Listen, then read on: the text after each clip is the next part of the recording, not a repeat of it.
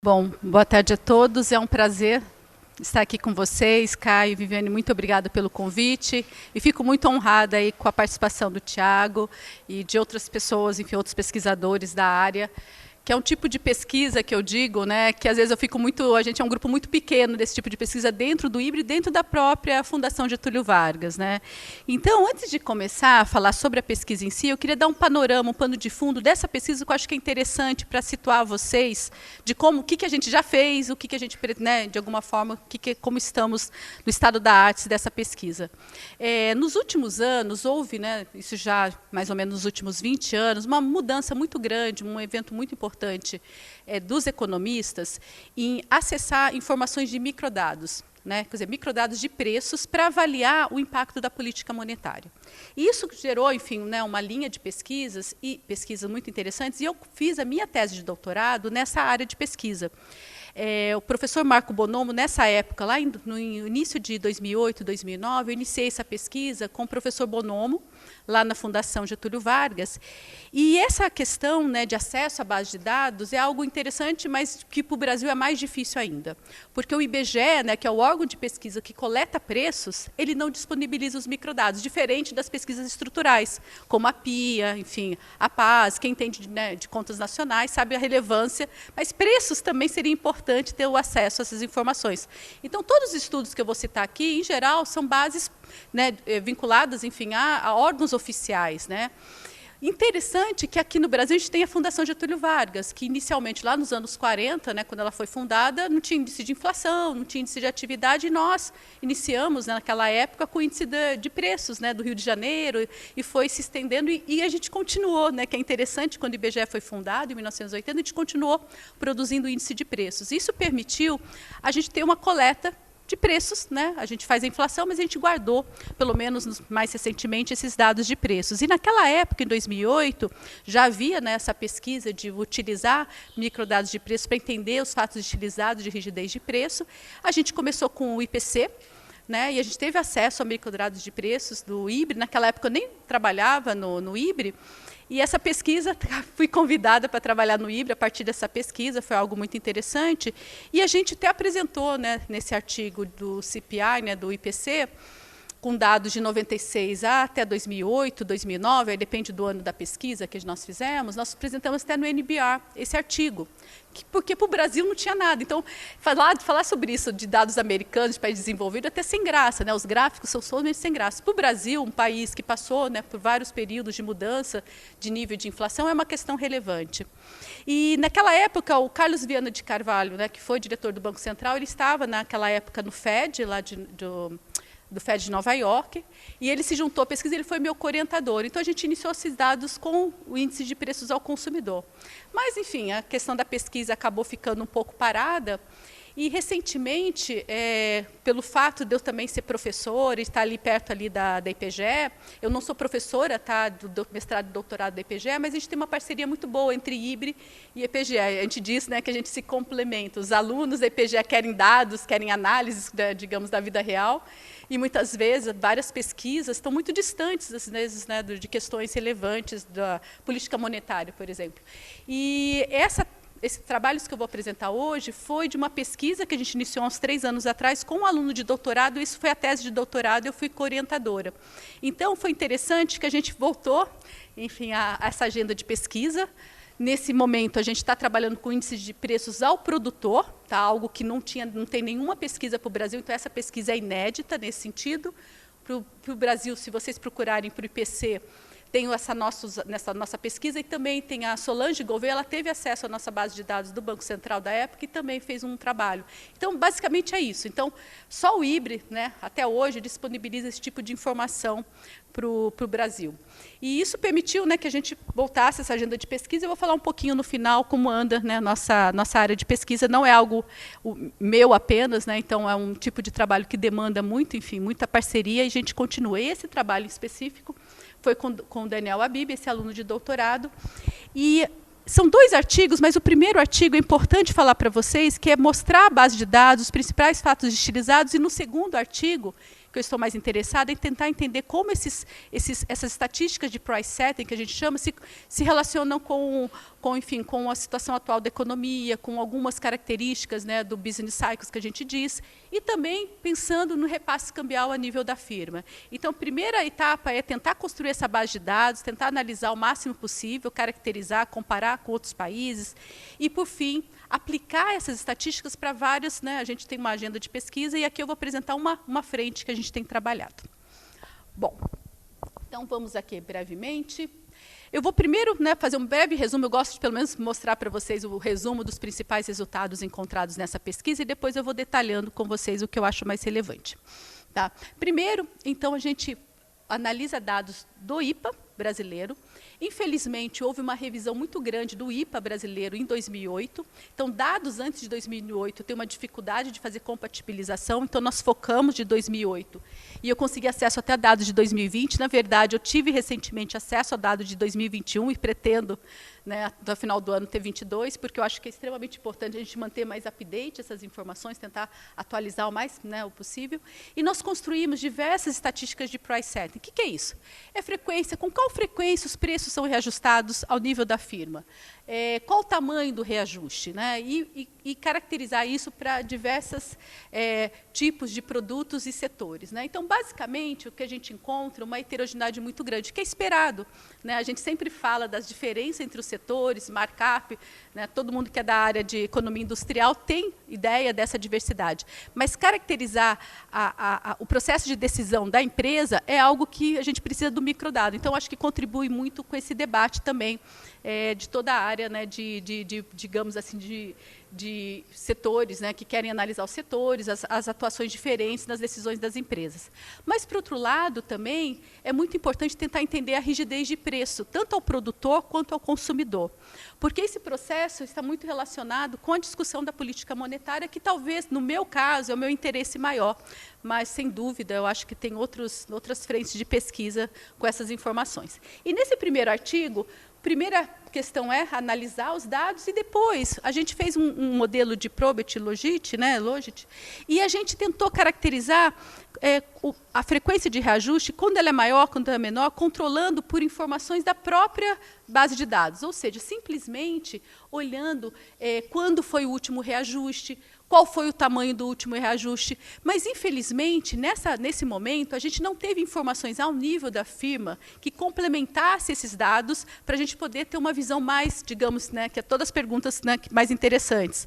Será que depende de outras características da empresa? E aí, essa pesquisa que a gente gostaria de ter feito, mas eu não consegui fazer ainda, é juntar informações da RAIS para o nível da empresa. A gente está no processo de acesso à RAIS, a gente não tem ainda, tá? Lá eu dentro do híbrido não tenho acesso ainda, mas a ideia é que essa pesquisa é olhar também as decisões das empresas. Então, eu nem vou falar para vocês, porque eu acho que é uma pesquisa ainda incompleta desse probability logit, porque a gente está pouco condicionado a outras informações. Mas, de qualquer forma, é algo que é muito interessante ser feito e fazer mais cruzamentos de informações que a gente não tem no momento. Então, eu vou focar primeiro, até porque eu acho que o segundo artigo ele é mais interessante para o debate. Mas, de qualquer forma, no artigo que eu enviei para vocês, tem esses estudos que a gente fez. Bom, aqui eu vou tentar a primeira motivação, né, primeiramente do meu lado. Eu sempre gostei na parte de política monetária, né, e do lado de bancos centrais, e as pessoas com quem, né, a gente iniciou essa pesquisa, Marco Bonomo, de Economia Monetária, Carlos Viana de Carvalho, né, que trabalha nessa área de política monetária, sempre teve muito interesse, né, no comportamento das empresas. E a gente sabe, quando há rigidez de preço, há impacto real da política monetária. Né? Isso, você sabe, até então não havia, enfim, no debate, né, essa possibilidade de ter impacto real. E tem toda uma literatura que se desenvolveu a partir desses fatos estilizados, ou seja, a gente tem que ter modelos com heterogeneidade, com rigidez de preço, e tentar entender como é todo o processo, né, de a empresa, como ela funciona, ela tem bens intermediários, como ela faz esse processo. Então, a decisão de preço, de reajustar ou não, depende dessa estrutura. E quando você coloca isso nos modelos e simula, você vai ter impacto real da política monetária. Então, né, para quem tem interesse em modelagem, é uma literatura enorme, né, utilizando os fatos estilizados. E essas informações que a gente desenvolve aqui podem ser utilizadas para calibração de modelos, né, porque quando você tem modelos mais heterogêneos, você tem que ter os valores. Muitas vezes a gente copia os valores americanos, né, para os nossos estudos.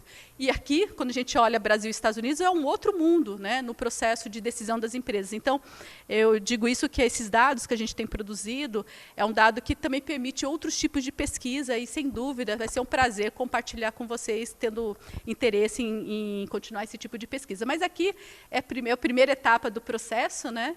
E a gente observa, né, que isso tem uma necessidade de a gente entrar, né, nas pesquisas de microdados e, sem dúvida, o objetivo final é do Banco Central, é o IPC. Né? Mas muito interessante que aconteceu nessa pandemia, que nós tivemos um choque muito diferente. Né? Sempre nós tivemos, né, um impacto, né, que tinha um choque de custo, as empresas, né, né, o produtor, elas não reajustavam tudo, né, pelo fato de você imaginar que havia, enfim, uma absorção de algum choque, dependendo, né, da característica das empresas, a situação ela não repassava tudo. Nesse choque atual da pandemia, isso está até em alguns boxes do Banco Central, você vê uma mudança de comportamento, porque pela primeira vez a gente teve restrição de oferta. Então, dependendo da característica do choque, da natureza desse choque que acontece na economia, as firmas podem reajustar de maneira diferente. Então, tem toda uma literatura que as empresas ao produtor podem reagir de uma maneira diferente, isso vai ter impacto no IPC também, para a política monetária. Então, esse é um tema que, mesmo, né, o objetivo final é o IPCA, entender o impacto da cadeia é extremamente importante. Né? Então, nesse sentido, é muito interessante entender o grau de rigidez, e tem toda a literatura que já era motivada, né, eu cito aí o Bazul, mas isso cresceu muito com o acesso a esses microdados de preços. Tá? Então, essa é a primeira motivação de olhar o IPA também. A literatura, ela começou mais nos anos 2000, principalmente para os Estados Unidos, né? Tem o famoso paper do Bills Inclino, mas o que ficou mais famoso, na minha avaliação, foi Nakamura e Stiesel. Eles olharam o IBLS, os dados americanos, com uma profundidade, tanto CPI e PPI para os Estados Unidos, e eles olham, né, para vários produtos, eles divulgam essas informações para vários produtos, mas tudo é feito a nível da empresa, e eles olham o mesmo produto no IPC, no CPI, e, claro, a frequência do produtor pareceu super parecido com o IPC, que é algo que, para talvez a nossa prior, né, digamos assim, sobre isso, poderia ser diferente. E ela encontrou que é algo interessante. Eu acho que esse tipo de pesquisa da Nakamura e Stiesel também tem ajudado a revolucionar um pouco, né, todo o debate macroeconômico, né, porque quando você tem dados novos, isso ajuda. E, na verdade, né, toda a discussão para a Europa é um pouco diferente, Estados Unidos e Europa. Então, você percebe que entre os países há diferença, não só país rico, país pobre, país que tem mais inflação ou menos inflação, mas mesmo entre os países desenvolvidos, Estados Unidos e Europa, há diferença. Então, o debate ele é bem mais complexo, não dá para você padronizar, digamos assim, os modelos, não olhando as características de cada país. Né? E para os países em desenvolvimento, a gente tem muito menos informação. O primeiro artigo foi feito para o México, que foi o Gagnon, isso saiu até no quarto, ele foi publicado. Então, quem começou essa pesquisa acabou, enfim, tendo um retorno muito grande da academia, dada a relevância, né? Porque México também teve problema de inflação. Para o Brasil, a gente tem muito pouca coisa. Como eu mencionei, teve esse trabalho da Solange Gouveia, lá do Banco Central. A gente tem esse artigo de 2009, que é a única publicação que a gente tem, que não é uma publicação numa revista, mas foi no NBR. A gente espera atualizar esse artigo, junto com Bonomo, Carlos Viana. E esse artigo aqui, junto com a Rebeca também, que era outra aluna de doutorado na época, que defendeu. E, basicamente, a gente não tem muita informação para o Brasil, dado que ninguém utilizou dados do PPI. E quem tiver interesse, tem esse artigo do Clean Emailing, do Handbook, que tem um survey que cobre toda essa literatura essencial de uma evidência, né, de price setting ao nível, né, microeconômico ao nível das empresas. Né? E nosso artigo, felicidade, nosso artigo é citado nesse Handbook. Bom, basicamente, o que a gente tem objetivo? A gente primeiro tem que caracterizar essas estatísticas. E aqui é muito intuitivo o que a gente deseja. Primeiro, olhar o nível da empresa, né? Porque quando eu falo de inflação, né, eu sempre gosto de dar o exemplo do IPC, por exemplo.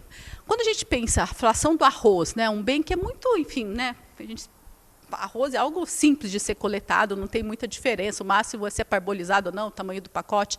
Mas quando você olha arroz dentro do nosso IPC, nós temos mais ou menos 500 coletas ao longo de toda essa série histórica. Ou seja, tem 500 produtos diferentes, em localizações diferentes, estabelecimentos diferentes. E você percebe que nem necessariamente todos reagem da mesma forma. Então, a gente acompanha o que a gente chama price coding, a gente acompanha aquele mesmo insumo com aquele mesmo código.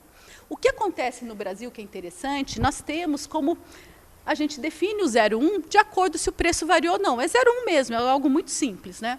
A pergunta toda é se a gente quer, enfim, fazer uma média entre o produto. Quando eu penso o produto, a gente compara todos que reajustaram. Então, sei lá, a gente teve lá os 500 coletas de arroz naquele mês, e em torno de 70% da amostra reajustou. Então, a frequência daquele mês do arroz vai ser 700. Tá? No fundo, a gente pode fazer isso e for agregando para um número cada vez maior. Então, a gente pode agregar o nível do produto arroz, pode juntar para um outro nível de produto setorial até o dado agregado. Né? E quando a gente faz isso, a gente usa os pesos, né? Os pesos da frequência. E esses pesos, a gente tem que olhar o peso da coleta, porque a coleta ela diz, né, que, apesar da gente ter muito mais arroz do que, por exemplo, celular na nossa amostra, o peso do arroz tem que ser ponderado pelo peso da relevância dele na POF, que vem do IPC. Então, a gente utiliza pesos para fazer a nossa estatística agregada. E, é claro, a gente vai olhar com abertura, se houve um reajuste positivo ou um reajuste negativo. E, por si só, não tem muita... É muito intuitivo e muito simples essas estatísticas, né? O que eu digo que é mais interessante, né, que a gente pensa a frequência de reajuste é a soma da frequência positiva e negativa. E a gente quer saber quais as diferenças e como isso se comporta ao longo do tempo, né, e qual a diferença entre os setores. Basicamente é isso. Além disso, a gente quer também o tamanho do reajuste, né, porque a gente quer saber, a cada mês, qual que é o reajuste médio de cada preço, e depois a gente pode, da mesma forma, a gente pondera e consegue calcular o tamanho médio de reajuste positivo ou negativo, e a gente consegue novamente ter o tamanho do reajuste. Então, não tem nada de diferente e difícil. E a gente pode olhar o reajuste absoluto, né, quando a gente olha o reajuste negativo, transforma em número positivo, soma com positivo, a gente tem um reajuste em valor absoluto. Tá? Basicamente, não tem nada muito diferente disso, é muito simples. A questão toda, que eu sempre digo, parece simples se as bases de dados viessem todas organizadinhas. O problema do Brasil, né, no nosso caso, eu não sei como que é o IBGE, porque eles não liberam informação, mas o BLS eu sei, né, quem vai lá nos Estados Unidos, aplica para conseguir essa base de dados, os dados estão muito bem organizados. Parece que quando eles fizeram todas essas coletas, eles já pensaram na pesquisa. Por quê? O BLS tem um grupo extenso de pesquisadores. Né, eu me lembro uma vez, eu estava olhando aquela questão de preços hedônicos, né, que você tem que controlar por qualidade, e eles fazem isso no BLS. Tinha um número lá X de doutores que só analisavam preços hedônicos, e tinha um especializado em tecido, têxtil, outro especializado em automóvel. Assim, a gente imagina, com essa qualidade, né, do conhecimento acadêmico, olhando as informações de preços, olhando as características dos setores e tudo mais, e dando input, né, para o órgão que faz a pesquisa. E isso permite que essas informações sejam organizadas de uma outra forma, uma organização para pesquisa. No caso do IBRE, não é com esse objetivo, lá é um banco de preços, é um lugar que você joga as informações e você coleta aquilo que você precisa, e muitas vezes tem preços errados, tem inconsistências, né? A mesma empresa pode reportar 2 vezes. Então, assim, a gente tem que fazer um tratamento de dados de limpeza muito extenso para conseguir chegar lá. Tá? Então, o trabalho nosso é nesse aspecto. E, por fim, né, quando a gente pensa em inflação da amostra, é todo mundo que ajustou positivamente, né, a frequência, quanto que foi o reajuste e o dado negativo. Então, a gente consegue decompor a inflação, tanto os aspectos positivos e negativos. Né? E também uma outra coisa interessante é que a gente fala muito em duração, quanto tempo o preço, né, aquele preço daquele bem, daquele item, ficou fixo. A gente usa muito, a gente inverte, né, -1 ln de 1 menos a frequência. O problema todo que a gente sabe, quando a frequência é muito baixa, a gente não consegue calcular o tamanho do reajuste, mas quando a gente tem um SPELS, que a gente fala, a gente consegue calcular de outras formas, mas aqui eu vou apresentar esse processo aqui que a gente conseguiu calcular para praticamente todos os itens da nossa amostra, que é o tamanho, a duração. Quantos meses o preço ficou sem reajustar? Quando a gente fala em duration, é quanto tempo esse preço sobreviveu sem alteração, né, que é a tal da duração. Bom, então aqui, né, só para dar uma ideia da nossa base de dados, o IPA do IBRE, ele tem um conjunto de amostra para mais ou menos 340 quinais, que a gente diz. Essas nossas quinais, elas têm para indústria extrativa, e indústria de transformação também. Então, aqui eu só estou preocupada na indústria de transformação. Então, o IPA tem outras informações, tem, por exemplo, também informações sobre a parte de bens agrícolas. A gente tem coleta de soja, até brinca, né? Muitas vezes, o IPA, né, o IGP caiu porque foi a soja, mas a gente não consome soja, a gente, né, do ponto de vista dos consumidores e até do processo produtivo da indústria, soja não é tão importante assim. É claro, tem o farelo de soja, óleo de soja, mas assim, a relevância de um bem, digamos, mais não processado, ele é muito menor para a nossa análise. Então, a gente exclui tudo que não é da indústria manufatura. Então, aqui, mais ou menos, a gente tem em torno de 60% do IPA. Tá? Então, quando eu comparo com o IPA de indústria de transformação. Então, não é o IPA agregado, ele tem uma restrição maior. Por outro lado, né, aqui só dizendo que quando a gente tem informação, eu tenho informação quando eu recebo, a informação do CNPJ da empresa, a localização, o endereço, a característica do bem. E esse bem eu tenho informações muito precisas, né? Tenho até um exemplo, não sei se eu coloquei aqui o exemplo, qual que é o tipo do bem, tem que estar bem caracterizado, porque quando a gente pede a informação para o produtor, ele tem que mandar para a gente. Só que ele, às vezes tem um hall aí de produtos, a gente sempre tenta selecionar os principais produtos da empresa, mas tem que definir certinho cada produto. Então, a pergunta é muito específica, tá, do ponto de vista do produto.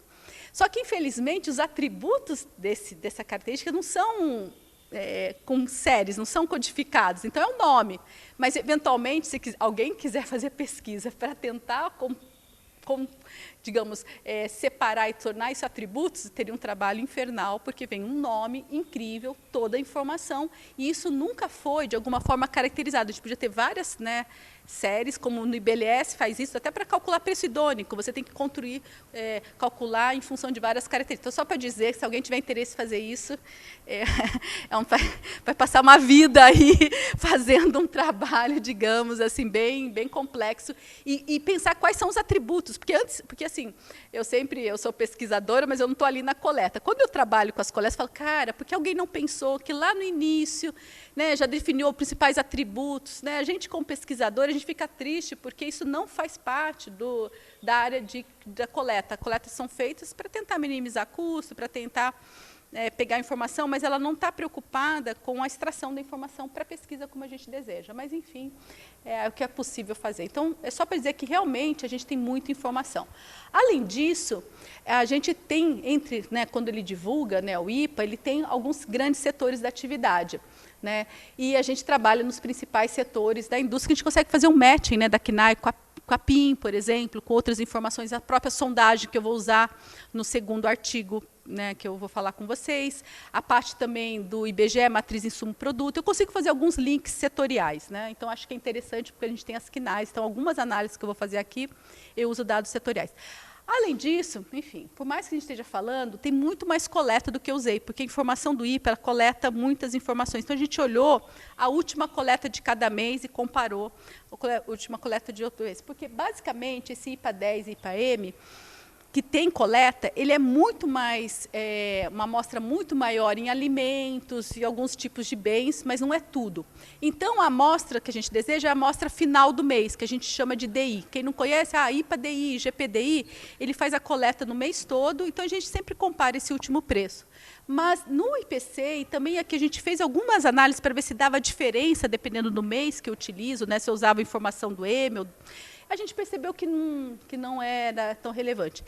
E, além disso, eu vou dizer, tem bens que tem mais coleta de 3 vezes. Às vezes você olha lá, tem 5 coletas, 6 coletas. Então, assim, a gente tem que ter um pouco de cuidado nesse tratamento, mas a gente tentou usar o melhor critério possível, fizemos algumas análises para tentar manter esse padrão. Então, só para dizer que a gente ficou em torno de 65% a 70% do IPA brasileiro, porque a gente focou nesses bens, né? Outra coisa característica para quem, enfim, quando fala muito desses artigos, né, internacionais, e isso acontece para o México, isso acontece para os Estados Unidos, em geral, você tem uma coleta de um preço e depois tem uma substituição. E, às vezes, eles continuam com o mesmo código e o bem foi substituído. Só que eles avisam, tá? Pelo menos tem um aviso, isso aqui é um outro bem que tem essa nova característica, mas continuou. Então, para um pesquisador, você pode controlar pela substituição. Então, ele não usa aquela informação quando o bem é substituído. Pelo menos isso, dentro da fundação é um pouco diferente. Ele entra com um novo código. Então, a vida dele para aqui, Se vai entrar um outro, é uma nova vida. Então, pelo menos, eu estou olhando numa única vida. É claro que pode ser interessante olhar, né, as mudanças, mas eu não fiz isso. É como se fosse uma outra coleta. Tá? Para mim, é como se fosse uma outra informação. Porque, senão, a gente vai olhar dentro de cada característica de bem e olhar como esse processo. É uma pesquisa interessante, mas não foi o que a gente fez aqui. É como se eu tivesse muito mais. Só que, como eu tenho muita informação, ele se sobrepõe, eu tenho um painel desbalanceado e eu acho que é suficiente o que a gente está fazendo. Mas, claro, talvez para uma coisa muito setorial, muito específica, vale a pena olhar como estão a sequência dessas quote lines que a gente diz. Né? Mas é só para dizer que não existe substituição de preço naquele código. É um novo código que entra. E muitas vezes é o que eles acontece, aquele bem, né, eu pergunto isso lá para o pessoal da coleta, se aquele bem deixou de ser tão relevante, ou pelo menos está sendo, ele mantém ali, aí ele põe uma nova coleta, não entra na inflação, ele espera ter né, para comparativo, e às vezes ficam com coletas que entrou no cálculo da inflação, mas já tem a coleta de preço. Né, então, e depende aí do período, eles olham. Então, assim, a gente pegou essas informações o máximo possível. Tá? Então, se mudou o preço, é porque realmente o preço daquela informação mudou. Agora, se por acaso ele não informou essa nova característica do bem, eu acho que isso pode ocorrer em alguns itens, principalmente em IPC, tá, gente? Né? Pode acontecer isso. Mas eu diria que no IPA, como é empresa, tem lá a especificação, é importante a especificação do bem, eu não vejo problema nesse aspecto, porque eu acho que as empresas elas respondem e elas avisam quando mudam os preços, ou pelo menos as características daquela informação. Bom, então, e não tem rotação de painel, então assim, é um painel que vai seguindo continuamente. O BLS ele faz isso, ele talvez para não estressar muitas empresas, porque a amostra deve ser muito maior, ele coleta um conjunto de empresas, depois ele faz um novo painel, coleta outro conjunto de empresas, depois ele volta. Então, esse painel, acho que rotacional, eu acho que eles ficam uns 2 anos, 3 anos, depois faz rotação. Que nem PNAD, né? PNAD é um pouco isso, você fica 6 trimestres, não é isso? Com a primeira pessoa, e depois ele troca para o outro novo respondente. PIA. E aqui no BLS ele faz isso, mas aqui não, a gente continua com a mesma empresa. Só que se uma empresa deixa de reportar, a gente tem que correr atrás de outra. Então, assim, não estou dizendo que é perfeito, mas não tem rotação, entendeu? Então, aquele item, aquela quote line, é da mesma empresa, daquele mesmo produto.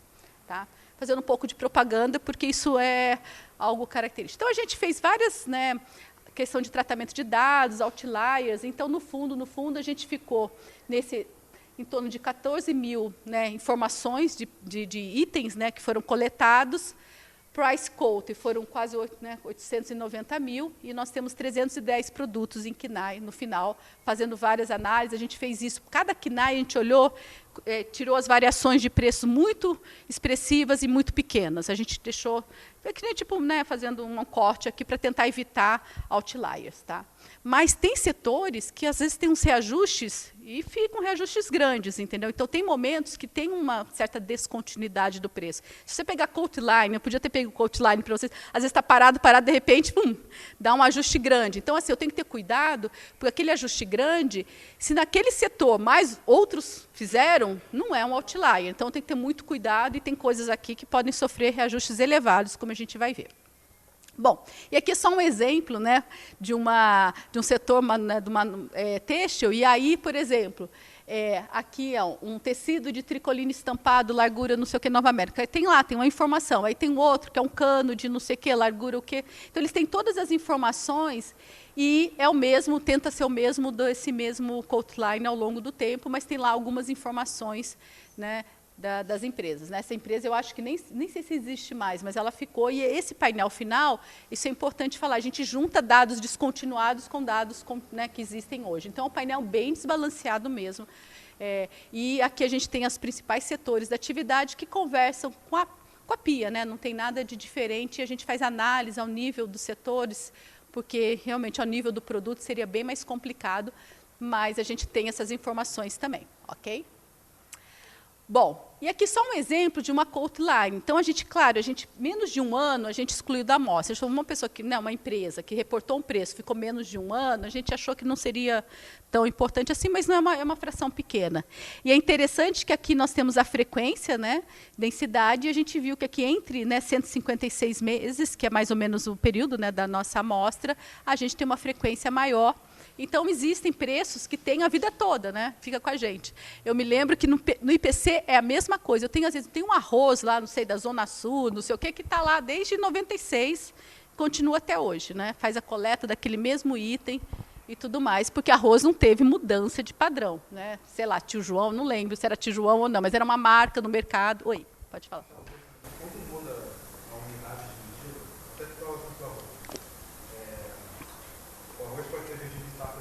Sim, e lá está escrito. É outro. Vai ser uma nova coutular. Isso. Tá. Por isso que, por exemplo, um arroz de 5 quilos, como ele existe há muitos anos, nem sei se o de 1 quilo é tão longo, acho que talvez seja assim, talvez de 5 quilos seja o mais longo de todos. Mas aí depois surgem os de 1 quilo, parbolizado, e agora a gente tem uma série, né, arroz, troca o produto. E também é uma pergunta, né, que sempre me fazem, principalmente IPC, né, você tem uma variedade de opções, né, e como você escolhe? Ok, você vai tentar escolher, tem lá uma questão estatística pela POF, você escolhe, e você tem que manter aquela amostra o máximo possível. Só que para alguns tipos de bens, produtos, é fácil isso, mas tem itens, né? E aí, por exemplo, tecido, vestuário. Vocês veem, por exemplo, a inflação do vestuário do IPC e do IBGE são muito diferentes. Então, assim, só para dizer que qual a inflação verdadeira, eu que acompanho inflação de alta frequência, agora virou perfume. Tem perfume que sobe 20%, cai 20%. Fala, gente, que amostra é essa, entendeu? Porque são questões muito complexas, né? A gente pensa que é fácil fazer... Muito, muito. E quem que é o revendedor, né? Períodos, né? E o IPC tem questão das promoções, Black Friday, como que você controla para isso. Estados Unidos, como sempre tem muitos seios, e eles dizem também, isso é importante, quando eles fazem coleta, dizem que tem... A gente até tem essa pergunta no nosso IPC, mas aqui não tem QI, eu acho que é menos problemático nesse aspecto. Mas para o IPC isso é uma questão muito importante, e muitas vezes você tem que tomar decisões sobre características para aquilo ser seio, porque ele tem que ir e voltar. Um passo curto. Então, você tem que criar tipo, uns filtros e dizer, ó, aquilo é seio. O João Aires, que hoje está no Banco Interamericano de Desenvolvimento, ele também fez tese de doutorado, e um dos artigos dele no nosso IPC, na época, foi para controlar para seios, diversas metodologias. O artigo dele, eu não sei, não me lembro se foi publicado, mas ele focou nisso no IPC. A gente fez um filtro no nosso artigo, mas há uma discussão, então ele avançou um pouco mais nessa debate.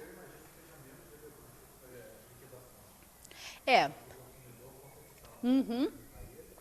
No IPA, em geral, o que é mais complicado, que talvez a grande crítica que pode me falar, é o seguinte, aquele é o preço, será que aquele preço de fato foi praticado? Porque quando você compra, você não compra um item, né? Você compra um pacote, você tem contratos. Então, assim, a gente gostaria de ter o preço das transações, de fato. Mas, pelo menos, é o que eu digo, pelo menos uma empresa a outra, esse preço base ele é relevante. Não estou dizendo que eu estou explicando todas as transações brasileiras, eu acho que isso é muito ambicioso, mas dentro desse rol, dado que a gente tem um conjunto de empresas, pelo menos a gente percebe as características são comuns dentro, né, digamos assim, que não é particular de uma relação, de uma, enfim, uma empresa. A gente até, o IBRE, ele avançou muito nessas coletas, talvez, mas a gente não, assim, eu não tive acesso ainda a essas bases de dados, porque nós temos, por exemplo, com o DENIT, a gente tem uma parceria, a gente faz coleta de todos os insumos, tá, para obras rodoviárias, para várias coisas, e para obras em geral, e a gente tem tipo um painel para o DENIT olhar como preço de referência para os contratos. Então, é muito interessante, porque ali tem preço de referência, mas quando você vai fazer a pergunta, você tenta ir buscar mais informação. Se eu quiser levar isso para tal lugar, se eu quiser isso para tal lugar, qual que seria para tanto? Com uma coisa de quantidade também, porque, no fundo, nos contratos, ele também precisa de algumas informações além da coleta daquele preço. Então, é muito interessante a referência para quê? Né? Para que tipo de compra, para que tipo de contrato, para que tipo de obra, né? Digamos assim. Então, esse é um debate interessante, e aqui eu estou usando, digamos, para o IPA, que é uma coisa mais... digamos, padronizada como coleta. Mas isso acontece no Brasil, isso acontece nos Estados Unidos e acontece com todo mundo. Acho que esse é um ponto que fazem crítica, falam assim, mas duvido que o BLS consegue essa informação, porque isso é estratégia da empresa, né? Então, como que a BLS vai conseguir essa informação? Eu só se eu fingisse que eu fosse um produtor e fosse comprar. Então, é algo que também é um tipo de crítica que eu entendo, mas, infelizmente, Bom, a primeira coisa que a gente chegou numa frequência de reajuste elevada, tá? Desculpa aqui, senão... Ixi, Maria, nossa, vou ter que aqui rapidinho aqui. E Como esperado, frequência positiva é maior que negativa, mas em frequência negativa também é elevado, em torno de 15%. O tamanho do reajuste em torno de 6%. Tá? O que é interessante, o tamanho médio é 6% ao mês, só que a inflação é 0,5%. Então, o que eu digo é o seguinte, a gente tem a noção de que a variação de preço, a frequência de reajuste é muito maior do que a gente observa na inflação, porque a inflação é um resultado agregado. Né? Então, essa grande literatura, efeitos agregados e efeitos desagregados, e quando você abre as questões desagregadas e computa o dado agregado, ele mostra, né, isso vale para a taxa de câmbio, isso vale para toda a literatura de agregação, né, algo que cresceu muito. E não tem, né, tem evidência de alguma simetria no tamanho do reajuste entre aumentos e coisas, mas assim, ele é pequeno. Né? Parece que para a queda ele é um pouco ligeiramente maior, ou seja, a frequência é menor, mas quando ele decide reajustar para baixo, ele reajusta com algo maior. E tem talvez sentido, né? Porque se ele errar o preço, ele pode sofrer, enfim, né? Se ele vai decidir reajustar para baixo, ele tem que ter muito mais certeza, porque ele vai perder, né? Digamos assim, também para cima. Mas, no certo sentido, parece que para baixo ele, enfim, é um evento menos atípico do que reajustar para cima. Então, aqui é a média, a mediana, né, do tamanho da frequência. Então, você observa que existe, né, uma assimetria. E aqui, para aumentos e quedas da frequência e o tamanho do reajuste, como eu falei, e é bastante, né, em relação a 40%. Quando a gente fez para o IPC, a gente achou em torno de 37%, mas a nossa amostra do IPC era de 96 a em torno de 2009.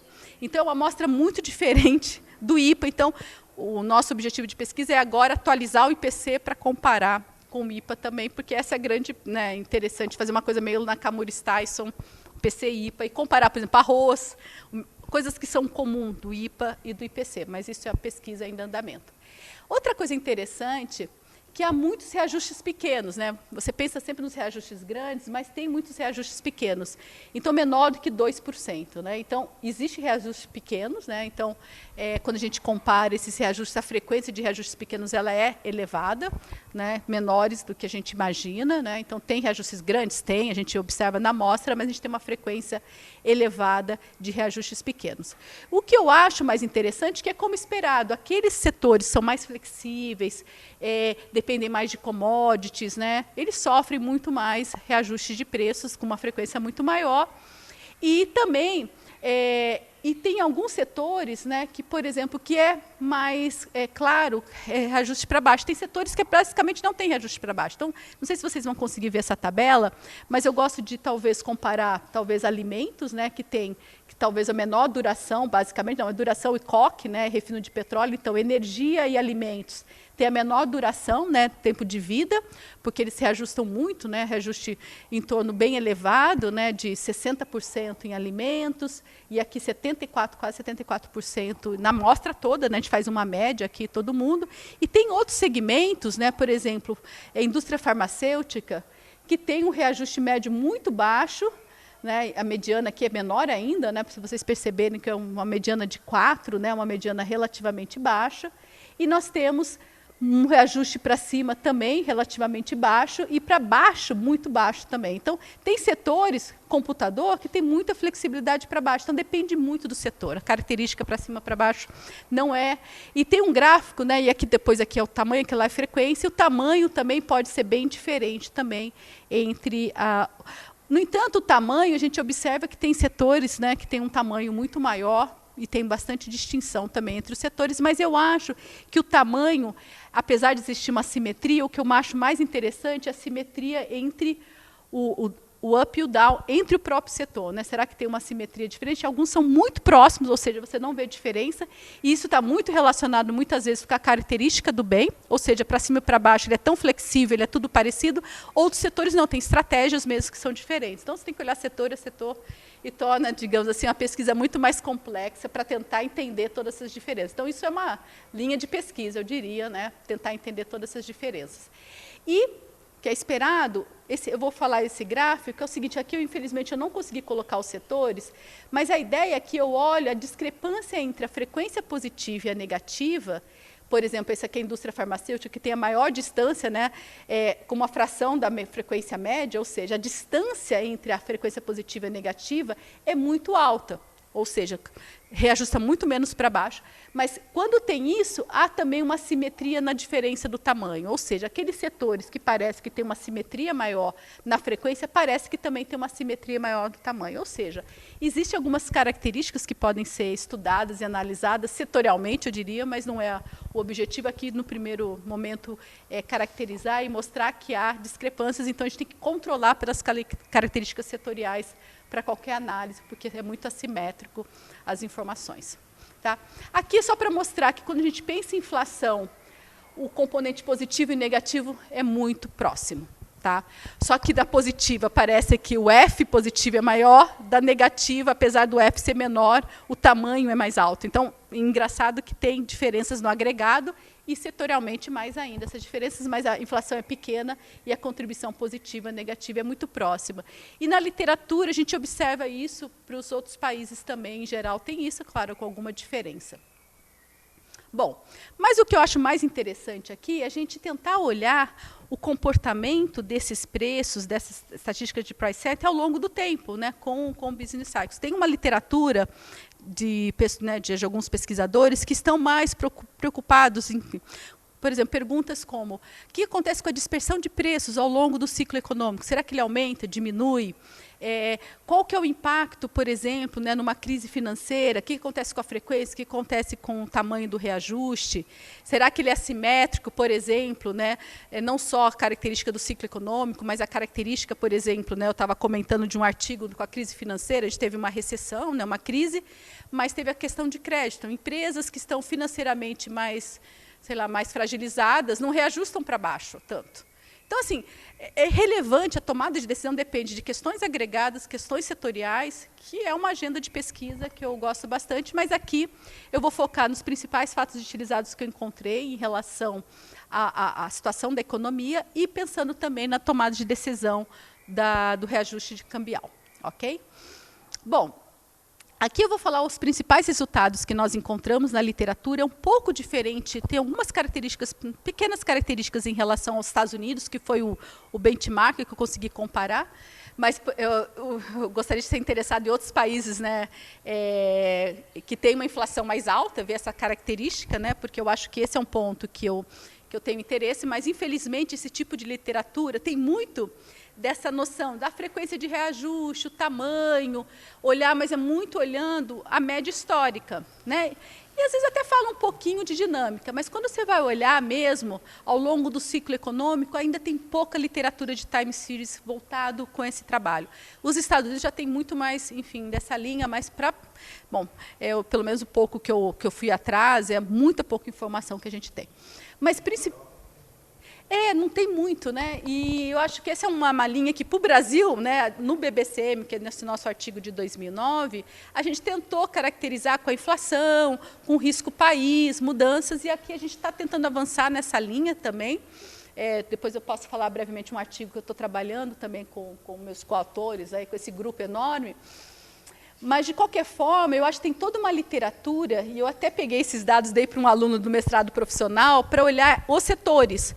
Ao longo do processo, por exemplo, de uma crise, quando o hiato está positivo e negativo, quais são os setores que reajustam mais? Essas perguntas que eu fiz para o agregado, e eu acabei não tendo condições de olhar com um olhar mais desagregado, mas tem perguntas que nos interessam muito. Quais são as características, né, do reajuste das empresas diante da economia mudando? E como elas se comportam entre si? Então, basicamente, a gente percebe que existe, né, em geral, a inflação, como a gente já tinha observado, eu já tinha falado, ao longo do tempo, uma frequência, né, uma correlação positiva entre frequência e agregado, só que o tamanho tem uma relação menor. Então, no Brasil, a frequência muda bastante, que é diferente dos Estados Unidos. A frequência nos Estados Unidos, tem um gráfico interessante, a frequência de reajuste, olhando para a IPC, tem alguma coisa de IPA, mas IPC+, é meio flat, mesmo na recessão. Assim, o Brasil é diferente. O tamanho sofre muito mais volatilidade. Aqui no Brasil, claro que a frequência tem uma correlação menor, mas ela muda também, entendeu? Não é que ela é tão digamos, parada, né, em relação ao longo do tempo. E ela muda muito, como a nossa inflação é muito volátil, e lá nos Estados Unidos não tem tanta essa volatilidade de inflação, a frequência está muito mais relacionada com a mudança da inflação. Quando a gente olha a inflação nos Estados Unidos, talvez agora, eu fico me perguntando, talvez com a pandemia, o que aconteceu com a frequência de reajuste? Porque, finalmente, a gente tem um processo inflacionário que é muito diferente. E, provavelmente, esses fatos estilizados para os Estados Unidos vão mudar durante a pandemia. Eu não vi ainda fatos estilizados para os Estados Unidos da pandemia. É algo que eu tenho muito interesse para ver se mudou algumas características. Mas, no Brasil, com a inflação, a frequência muda bastante, o tamanho menos. No entanto, o negativo também é correlacionado. Então, a frequência positiva e a frequência negativa com a inflação agregada, ou seja, quando a inflação sobe, a frequência é muito menor, né? E o tamanho também tem uma correlação, mas essa correlação é menor. Por outro lado, também, tem uma correlação negativa da frequência de mudança do preço e o hiato do produto. Ou seja, em geral, se a inflação está maior, mas o hiato do produto está também negativo, digamos assim, a frequência ela vai sofrer. Então, tem uma coisa que puxa para ser positivo, mas o hiato faz com que possa ser um pouco menos. E o que é mais interessante, isso tem nos Estados Unidos também, que o tamanho do reajuste é muito contracíclico. Então, no ciclo econômico, né, claro que tem o efeito da inflação, mas você controlando o efeito da inflação, só o ciclo econômico, ele diz que o tamanho do reajuste é maior. Então, parece que a frequência, né, não posso dizer 100% isso, mas a frequência ela parece que ela está muito mais relacionada com o processo inflacionário mudando suas características, ou uma mudança muito forte de inflação ou deflação, mas quando vê uma mudança do estado da economia, de atividade, ele ajusta muito mais no tamanho desse reajuste. Então, claro, vai ter os movimentos dos dois. Então, por isso que é um estudo que tem que levar mais em conta essas discussões. Mas é que é interessante que, dependendo da característica do choque, do contexto macro, a média dessas estatísticas podem ser diferentes. E o desvio padrão, ou seja, a dispersão de preço, que eu acho que é muito interessante, a dispersão de preço, como aquele QR, né, que é um outro indicador de dispersão de preço, ele também tem uma frequência, então ele comove, né, ele tem uma relação, não necessariamente o tamanho, mas a dispersão de preço aumenta quando você tem mais frequência de reajuste. Então, o processo inflacionário, ele é um aumento de frequência e também mais dispersão de preço. A gente percebe isso, né? Nós que temos que comprar coisas, né? Inflação é horrível pela dispersão de preço. Não tem um problema de pagar mais, o problema é que você sabe que vai ter um outro lugar que o preço vai ser menor. E você tem um custo maior de encontrar essas informações. Então, a dispersão de preço é algo muito ruim, né? Porque você vai perdendo referência. Isso vale para os consumidores, isso vale para as empresas. Então, o custo da empresa para fazer mudança de preço é muito maior. Ela tem que coletar mais informações e tem que tomar as decisões rápidas. Então, eu só estou dizendo que o processo inflacionário, a gente sempre pensa em inflação, né? Um lado negativo, tem um lado negativo também de dispersão de preço. Dispersão de preço não é algo bom dentro do setor, né? Claro. Cada um tem as suas características, mas aumenta muito. Isso acontece com os Estados Unidos. É incrível que a dispersão aumenta também com o ciclo econômico, né? E tem uma dispersão grande de preços, e a gente imagina que não é tão grande e existe. E, por fim, né, só olhar rapidamente o repasse cambial, né? Eu só vou aqui falar os principais resultados, não vou aqui, enfim, não vou repetir tudo. E, na verdade, o repasse cambial, o principal resultado, né, desse nosso estudo, que depende muito, né, do ciclo econômico, ou seja, o repasse é grande e ele é esperado positivo, mas ele depende também do ciclo econômico. Tá? E, na nossa análise, nós encontramos algum indicativo de redução do valor do repasse cambial ao longo do tempo. Tá? E aqui, só para dar uma ideia, né, aqui é o nosso PPI, né, a mudança em azul, o nosso PPI e a duração de preços. Então, no fundo, é isso. Quando a inflação aumenta, a duração de preços reduz, que é esperado, né? Os preços começam a ser ajustados com uma frequência maior. E a literatura, né, novamente, eu falei dos Estados Unidos, que é desse Berger e Vavra, tem 2 artigos. No nosso artigo do IPC, a gente tem algumas relações da frequência, mas a IPC não tem uma discussão de repasse cambial, é mais olhando o impacto do câmbio nas decisões das empresas. E tem uma literatura muito grande, que é da Gondeberg Harlenstein, que é um paper importante, que tenta olhar a dinâmica, enfim, da inflação, pensando principalmente no PPI, né? Foram um dos primeiros que estudaram o PPI com um pouco mais de análise, né? E eles olham, né, um desvio padrão muito grande nas margens do PPI, do CPI. E na discussão de repasse cambial, a gente tem toda a literatura para os Estados Unidos, que são os papers famosos da Gonipar e Gobon, mas é muito olhando preço de importação, repasse de choques de preço de importação. Não tem muita literatura ao nível da empresa. Recentemente, a gente teve acesso a esse paper do México, que olha para o IPC, ao nível da empresa. Então, apesar da gente ter muita informação, ainda tem pouca, digamos, estudos olhando as decisões da empresa, o impacto do repasse cambial ao nível da empresa. E tem aqui um artigo recente, relativamente recente, não é tão recente, que mostra que realmente tem muita discussão de repasse cambial por setor, por abertura de produto, mas microdado é uma literatura ainda muito pouca extensa. Então, a gente está tentando fazer um esforço aqui para o Brasil. Tá? E aqui são as variáveis que nós utilizamos como controle para o repasse cambial, principalmente dados relacionados à atividade econômica. Tá? Então, a gente olha algumas variáveis macro de interesse, custo do crédito, juro real, preços de commodities. A gente tem, infelizmente, a gente não teve acesso, enfim, a RAIS, que seria muito interessante controlar melhor para o custo de trabalho por empresa, que a gente não teve ainda. Então, a gente usou um Unitor Labor Cost meio padrão. Usamos fito de calmo para ter uma medida de hiato do produto, para olhar o ciclo econômico. Agora, algo que foi interessante que a gente contribuiu nessa literatura aqui, brevemente, a gente usou os dados da sondagem setorial, a gente tem 63 setores, que é um dado que não é disponibilizado, então é um dado que a gente teve acesso. E tem perguntas sobre a demanda e estoques. Então, o repasse cambial, como é esperado, se a demanda está mais forte, é esperado que o repasse seja maior. Se tem muito estoque, o repasse vai ser menor. Então, assim, tudo que é muito intuitivo, tá, gente? Aqui não ia encontrar nada que não seja intuitivo, mas é reforçar o papel dessas informações que são relevantes. E, por fim, eu não sei se vocês já têm acesso, ou pelo menos leram algum momento, com a crise, né, da pandemia e esse repasse diferente entre choque de custos e no IPA, é uma preocupação muito grande do Banco Central. Eles fizeram tipo um custo de insumos intermediários. Pegaram a matriz insumo-produto, tem lá os 127 itens, eles deram uma proxy de preços por setor, para cada 30 setor, e fez tipo uma cesta de consumo intermediário, como se fosse uma proxy de custo por setor. A gente reproduziu isso e a gente usou essa variável para tentar controlar para custo, choque de custo. Ou seja, qual repasse cambial, mas controlando para um choque de custo. Porque a gente não quer que esse repasse cambial seja um choque de custo em si.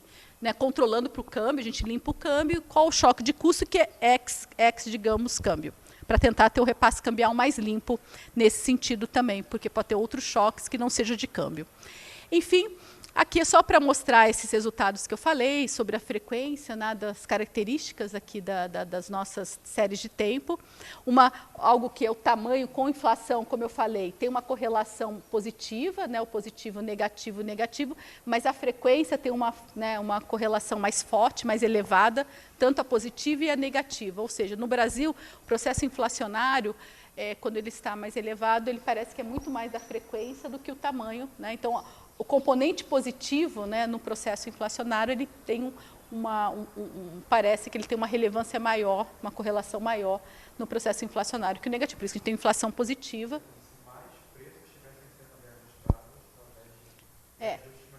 Isso, com a inflação. Mas o resultado que é interessante, dependendo do ciclo econômico, do choque, o tamanho torna-se relevante. Então, por isso que depende do processo, se é um processo de inflação alta e com atividade econômica. Então, por isso que é até mais interessante, a gente pensa, a gente tem que controlar por várias características do ciclo econômico, não só o processo inflacionário, mas também da atividade, porque a gente pode ter inflação de custo e o hiato não ser tão positivo. É diferente, né, de um choque inflacionário, quando o hiato está positivo, a demanda está forte. Então, né, a gente, aí é uma brincadeira, né, que eu posso dizer, poxa, às vezes a gente está falando, um heterodoxo fala mais choque de custo, o ortodoxo fala mais de demanda. Mas a gente tem que colocar tudo na conta e tentar ver qual o processo, Porque, com certeza, todo mundo tem uma certa verdade no que está falando, a questão é que entender se aquele choque tem esse componente ou não, que é mais difícil de entender, né? Mas, de alguma forma, eu controlando para essas informações, eu posso ter uma informação mais correta, né? Porque a pandemia se mostrou isso, né?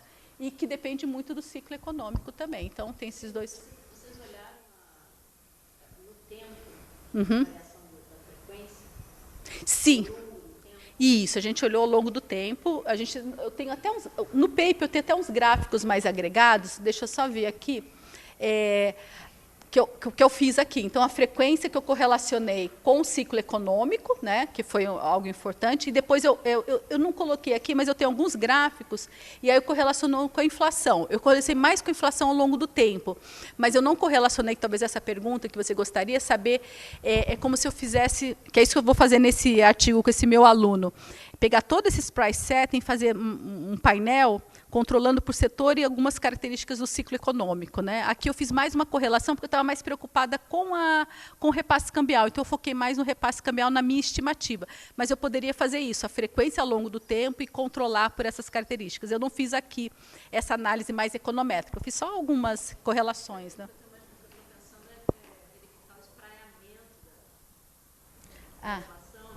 Uhum. Quando a inflação, a volatilidade está maior. Você teria uma maior gama de produtos com maiores frequências de reajuste. Isso. Indicaria o espraiamento da inflação. Tanto essa ideia que eu acho que a gente tem, uma vez eu até fiz uma dissertação de mestrado, mas acabou não avançando muito em fazer uma estatística de um núcleo da inflação ponderado pela frequência. Ou seja, né, para mim é um setor que tem uma frequência de reajuste X, ela começou a mudar a frequência de reajuste, que a gente não consegue, às vezes, observar na inflação, porque pode ser o tamanho, pode ser um choque. Se ela muda, porque frequência a gente sempre imagina, né, que a decisão, né, de uma característica que, olhando ao nível da firma, ela não mudaria tanto quanto o tamanho, por exemplo, né, porque a frequência é algo que, em geral, você tem um padrão de frequência, né, digamos assim, para cada produto.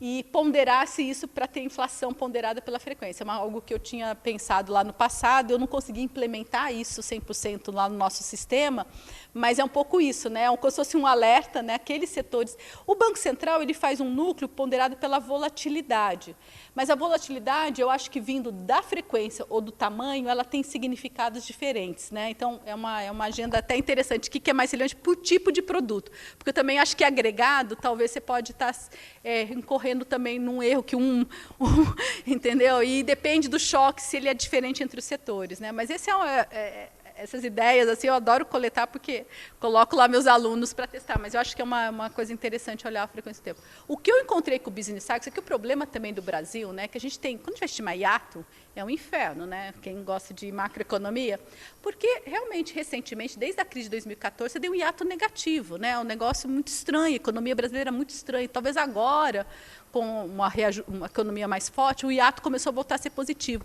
Então, a gente tem regimes muito estranhos, períodos de um hiato, quando a gente estima muito negativo. Quando a gente teve uma crise muito severa. Então, também é complicado a gente ter isso. Mas, de qualquer forma, eu encontrei que a frequência tem menos relação com o hiato do produto, mas o tamanho e a dispersão de preços, e aqui eu filtrei para tentar, pelo menos, pensando não aquela volatilidade excessiva da variação de preços, mas algo mais estrutural, né, mais tendencial. Eu usei HP aqui, poderia usar outros filtros, mas o que é interessante, pareceu muito mais contracíclico a variação, tamanho de reajuste com a atividade econômica do que a frequência. Tá? E a frequência, eu acho que está muito mais relacionado com o processo inflacionário, entendeu? Só que depende do ciclo econômico também, então a gente teria que levar em conta todas essas informações. Então, acho que é uma linha de pesquisa ainda que eu tenho que explorar mais. Espero, quem sabe, daqui a uns meses, trazer para vocês mais informação. E para os Estados Unidos isso aparece também, isso é interessante. Né? Quer dizer, tem algumas coisas que têm diferença, quer dizer, as empresas reagem diferente na questão do tamanho do reajuste e a frequência em relação ao ciclo econômico. Por outro lado, também, qual que é a relação entre frequência, tamanho e dispersão de preço? Então, parece que também a dispersão de preço, eu não consegui em todas as características, né, não só o tamanho, mas alguma característica de dispersão de preços, ela aumenta, pelo menos em termos de QR, não conseguiu desvio padrão, de algumas características da frequência. Ou seja, quando a dispersão é maior, as empresas devem, assim, olhar isso a nível dos setores, né? Porque o que eu imagino, quando essa dispersão começa a ficar maior, as empresas, elas começam também tendo que ajustar mais, porque elas podem errar mais. Então, o que diz a literatura, né, de quem conhece monetária, você sempre quer o preço ótimo. Só que escolher o preço ótimo é muito mais difícil no momento que você tem mais volatilidade. Então, uma hora você ajusta o tamanho, mas chega uma hora, eu tenho que reajustar a frequência também, porque eu posso errar. Então, eu faço pequenos reajustes com mais frequência. Então, outra pergunta, será que no momento de volatilidade eu tenho mais reajustes pequenos com mais frequência? Então, as empresas, né, elas têm mais dificuldade. E outra coisa que a gente está olhando, né, nessa nossa nova pesquisa, olhar se quando tem desancoragem de expectativas, se isso também pode afetar a decisão das empresas, enfim. Eu acho que essa é uma linha de pesquisa também interessante da gente explorar, além dos Estados Unidos. E, por fim, a questão do repasse cambial. A gente simplesmente fez um gráfico para motivar, né? A gente dá um choque. O choque aqui tem um choque de 5% de apreciação e depreciação. Esse gráfico aqui é apreciação e esse é depreciação. Então, o que a gente esperava, né? Tem um choque. Depois desse choque, né, de apreciação cambial, a frequência positiva cai e a negativa sobe, que seria o esperado. E quando você tem depreciação, é esperado que a frequência, aqui é média, tá? De toda, enfim, tem choque de alimentos, tem outras coisas ocorrendo, então tem que controlar para isso. Mas a ideia é que parece que a frequência pode mudar um pouco também com não só o tamanho, como eu vou ver, né, que tem um repasse cambial, a gente pensa muito no tamanho do reajuste, mas também tem efeitos na frequência desse reajuste também. Então, ou seja, é uma linha de pesquisa interessante, olhar o repasse cambial não só no tamanho do reajuste, mas também na frequência de reajuste, tá? E parece que existe. E aí a gente faz uma econometria focando mais no tamanho do reajuste nesse artigo, é uma linha de pesquisa controlando quanto que aqui é a variação acumulada do câmbio. Então, quando ele decide, porque ele não muda todo mês, né? Então, quando ele decide mudar, quanto que acumulou, né, para o passado em choque de variação de câmbio, e aqui todas as variáveis, quanto que mudou o custo do trabalho, quanto que mudou desde o último reajuste, quanto que mudou todo esse custo setorial. Então, eu tento acumular a ideia que, quando ele toma a decisão de mudar o preço, ele olha tudo que ele está defasado, então não é simplesmente um mês, então o time series daqui para cada empresa é diferente, o T-1 dela. Né? O T-1 olha questões do último, né, preço. Isso vale quanto que a demanda aumentou da sondagem, quanto que o estoque mudou desde o último reajuste, entendeu? É como se ele reavaliasse, olhasse o histórico dele, dos últimos, sei lá, a última vez que eu mudei meu preço foi 3 meses atrás. Eu faço um inventário aqui de como eu estava 3 meses atrás, como está 3 meses hoje, e vou decidir meu preço, tá? Se eu estou mais defasado ou menos defasado em termos de variáveis. E a gente fez essa econometria, né? E eu já falei para vocês tudo que eu coloquei, os custos setoriais, a parte, né, da sondagem para tentar controlar por uma variável de demanda, custo de crédito também, custo do trabalho. E agora vai ser difícil mostrar para vocês o resultado. Então, a gente fez com todos esses controles, tá? E aqui, basicamente, mudou muito pouco, né, quando a gente inclui essas novas variáveis, e basicamente é um repasse que deu forte, mesmo controlando por outras características, né? E como esperado, quando tem taxa de juros mais alta, eu repasso menos, quando eu tenho estoque alto, eu repasso menos, quando a demanda está mais forte. E no próximo, que eu acho que não precisa, tá? Vamos só deixar isso aqui, eu faço um controle, né, com o hiato aqui positivo, não apareceu, mas apareceu, quando eu coloco a interação do câmbio e o hiato, ele também dá positivo, ou seja, o agregado dá positivo e o hiato, quando ele é positivo, ele tem mais repasse quando o hiato da economia está positivo, a despeito desses outros controles. Tá? Então, enfim, é menos o coeficiente aqui só para mostrar o resultado. E um outro exercício que nós fizemos foi com coeficiente variável no tempo, e a gente fez algumas janelas, e aqui simplesmente, né, foi algo que muda, né, ou seja, aqui tem um repasse cambial coeficiente, esse agregado ele mudando ao longo do tempo, tá? Aqui é todo agregado da economia. Tem algo interessante aqui, parece que tem uma mudança estrutural aqui, pode ser alimentos, tá? Porque a gente teve uma deflação de alimentos muito grande, eu não estou dizendo que eu acredito em 100%, mas quando a gente faz janelas maiores, essa janela de 24, 30 e 36, que é um pouco mais suave, parece que havia um repasse cambial mais elevado, e aquela percepção de alguma redução do repasse cambial, não estou dizendo que o valor está estimado corretamente, que eu acho que ainda faltam controles, mas de ter alguma redução do repasse cambial, que era o debate antes da pandemia, né, do Banco Central preocupado, ou seja, é um tipo de literatura que é interessante, porque pode ter ao nível da empresa, olhar se isso está mudando ao longo do tempo. É claro, a pandemia mudou bastante esse aspecto, então é muito mais difícil lidar com a pandemia. Né?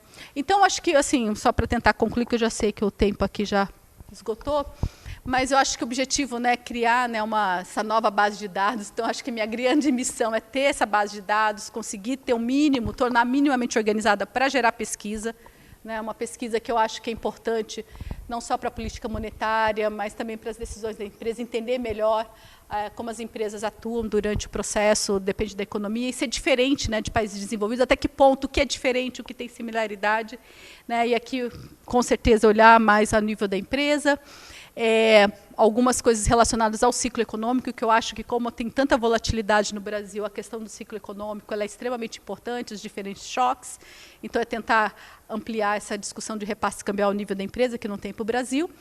E, claro, tem muito mais a ser feito, tá? Muito mais a ser feito. Primeiro, questão do repasse cambial, eu gostaria de controlar por questões específicas dos setores, como a RAIS, outras características, outras informações. Aqui também eu gostaria de fazer isso para o IPC, né? Fazer essa mesma discussão para o IPC, quais são as diferenças com o mesmo período de tempo, né? E é isso que a gente vai fazer provavelmente nesse próximo ano. E um paper recente que eu tenho trabalhado, que com esses meus coautores, a gente olhar o repasse cambial, olhando quando as expectativas estão desancoradas, porque a decisão da empresa ela também olha o preço futuro, e a ancoragem das expectativas parece que é um fator relevante, e não só aumenta a dispersão de preços, na nossa visão, mas também pode aumentar o repasse cambial, controlando por várias coisas. E a gente vai estar finalizando esse artigo, e esse artigo vai ser apresentado numa conferência agora, com o convite do Ricardo Reis. Então, assim, é isso que eu falo, a gente faz uma pesquisa que, às vezes, nem tem ainda muitas falhas, né, na parte econométrica, falta de dado, mas só pelo fato de ser Brasil, num ambiente muito mais, né, histórico, com tanta variabilidade, ele acaba sendo relevante, e a discussão da política monetária também. Né, então, tem toda uma discussão aqui, e a ideia é que, né, imagina no Brasil, num contexto que você tem esses choques macro e também tem uma desancoragem das expectativas, será que é diferente? Será que na hora de ele tomar a decisão, ele também, enfim, ele tenta antecipar um possível, né, mudança de preços no futuro, ele já antecipa mais hoje e reajusta mais? É uma pergunta, e a gente tem encontrado aí, nesse início de pesquisa, algumas coisas que mostram que também o repasse cambial pode ser diferente, dependendo da ancoragem das expectativas. E é uma linha de pesquisa que a gente pretende ainda continuar com o IPC, né, com o IPE em si, e talvez olhar um pouco a discussão, como eu disse, né, ao longo do tempo, ao longo do ciclo econômico, que é algo que ainda está faltando nessa pesquisa. Obrigada.